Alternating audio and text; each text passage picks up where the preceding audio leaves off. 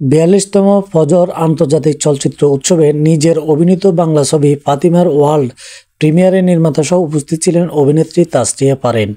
এই ছবিতে দুর্দান্ত অভিনয়ের জন্য পুরস্কার পেলেন ছোট পর্দার জনপ্রিয় এই অভিনেত্রী। কিন্তু পুরস্কার ঘোষণার ঠিক একদিন আগে তিনি ইরান ছেড়ে আসেন। রোববার সন্ধ্যায় পুরস্কার বিতরণ অনুষ্ঠানে পারেনকে ইস্টার্ন বিস্তার বিভাগের বিচারকরা পুরস্কৃত করেন।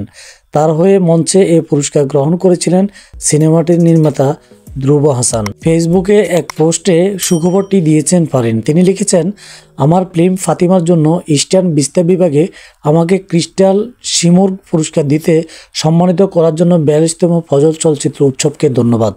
নিজের হাতে পুরস্কার পাওয়ার জন্য আরও একদিন থাকতে পারলাম না, কিন্তু পরিচালক ধ্রুব হাসান ভাইয়া আমার পক্ষ থেকে পুরস্কারটি নিয়েছেন।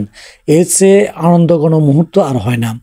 আমার কাজকে ভালোবাসার জন্য জুরিকে ধন্যবাদ এবং তেহরানে আমি যে উষ্ণ অভ্যর্থনা পেয়েছি তার জন্য আপনাদেরকে ধন্যবাদ। এটি সত্যি একটি স্বপ্নের মুহূর্ত ছিল। বৃহস্পতিবার বিকালে উৎসবের ইস্টার্ন বিস্তার বিভাগে প্রদর্শিত পারেনের চলচ্চিত্রটি। এই বিভাগে প্রতিযোগিতা করেছে এশিয়ান ইসলামিক দেশের চলচ্চিত্রগুলো।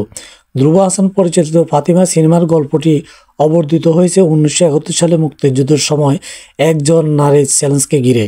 পারেন এছাড়াও এতে অভিনয় করেছেন পান্ত কানাই, ইয়াশ রোহান, মানস বন্দ্যোপাধ্যায়, তারিক আনাম খান, শতাব্দী ওয়াদুদ, শাহেদ আলী, আয়েশা মনিকা, ABM সুমন সহ আরও অনেকে। দর্শক, এই ছিল আজকের ভিডিও। আশা করি ভিডিওটি থেকে অনেক তথ্য জানতে পেরেছেন। বাংলাদেশের সমসাময়িক বিষয় এবং বিনোদন জগতের সকল সত্য আপডেট জানতে ওহিদুল মিডিয়া চ্যানেলটিকে সাবস্ক্রাইব করে সাথেই থাকুন।